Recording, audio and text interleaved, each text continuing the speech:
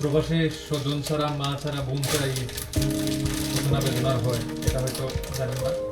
যে দেখেন আমরা নুডলস খাবো, নুডলস খাই, এই হান্ডে বড়া অন্য কিছু নাই, খাওয়া যাবে না। আর দুই হচ্ছে কুরবানির তো এখানে সম্ভব না, তার জন্য ওই যে মাংস নিয়ে আসা হয়েছে, মাংস রান্না করবো আমরা বাসায়।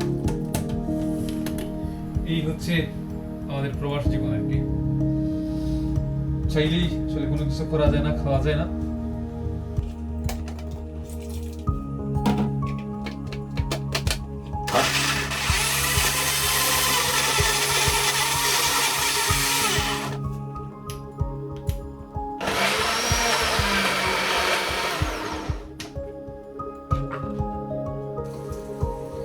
দিয়ে দেখো আমরা প্রবাসে কি লাগাই, আমরা মুরগি চুলাইতে পারতাম না।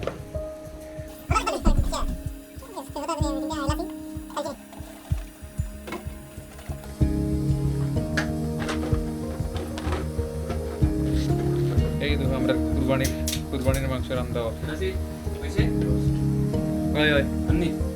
না ওই না এলাচি দুই একটা দিলাম রসুনের